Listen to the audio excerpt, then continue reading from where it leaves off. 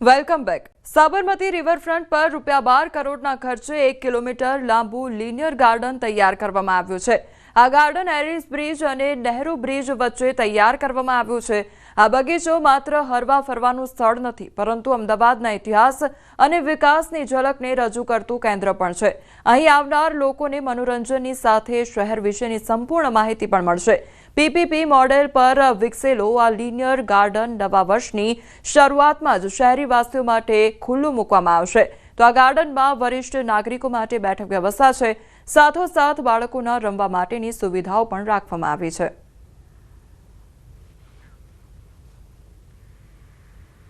આપણું વૈશ્વિક હેરિટેજ સિટીમાં દરજ્જામાં સ્થાન પામેલું આપણું શહેર છે અને એનો ઐતિહાસિક વારસો ઉજાગર થાય અને લોકો સુધી એ વાત પહોંચે એવા સારા આશયથી અમદાવાદ મ્યુનિસિપલ કોર્પોરેશને આ ગાર્ડન ડેવલપ કર્યું છે।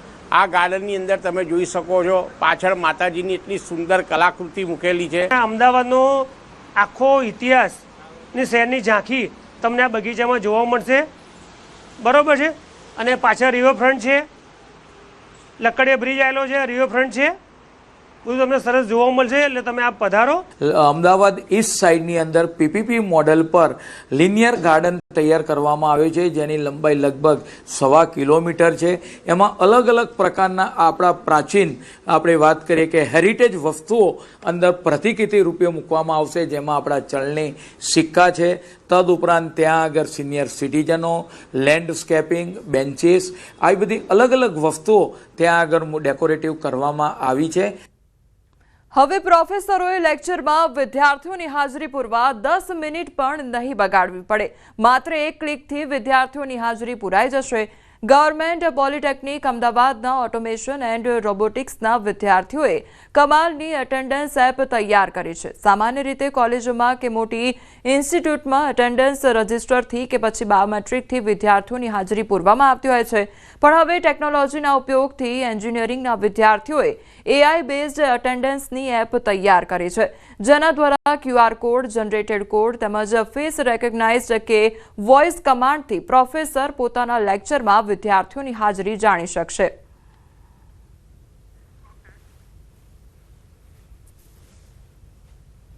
શિક્ષકોને થતા પ્રોબ્લેમનું સોલ્યુશન કાઢ્યું છે। નોર્મલી એક લેક્ચરમાંથી 5 થી 10 મિનિટનો સમય શિક્ષકનો એટેન્ડન્સ લેવામાં જતો હોય છે। એટેન્ડન્સ પણ પેપર પર લેવામાં આવે, તો આ પેપરને મેનેજ કરવું, દર વખતના લેક્ચરમાં એટલો સમય આપવો એ થોડી ટીડિયસ પ્રોસેસ હતી। એટલે અમે લોકોએ શું વિચાર્યું કે જો બધા જ વિદ્યાર્થીઓ પાસે મોબાઈલ છે, તો આપણે એટેન્ડન્સ સિસ્ટમ એવી બનાવીએ કે વિદ્યાર્થીઓ એક જ સાથે એક જ મિનિટમાં એટેન્ડન્સ કરી શકે। એટલે આ માટે અમે એક પ્લેટફોર્મ તૈયાર કર્યું છે, એક એપ તૈયાર કરી છે એટેન્ડીઝ નામની। ઓલા સીટમાં લેતા હતા એટેન્ડન્સ, જેમાં એવું થતું કે કોઈ સ્ટુડન્ટ ના ભરે, મારો ફ્રેન્ડ હોય તો હું એને એટેન્ડન્સ નામ લખીને સહી કરીને ફ્રી એટેન્ડન્સ ભરી શકું। પણ એને રોકવા માટે અમને આવો વિચાર આવ્યો તો એપ્લિકેશન થ્રુ અને લાઈવ લોકેશન અહીંયા હોય તો જ તે એટેન્ડન્સ પૂરાય, એવો એક એપ્લિકેશન બનાવવાનો વિચાર આવ્યો। AI એજન્ટ AI ઉપર ચાલે છે।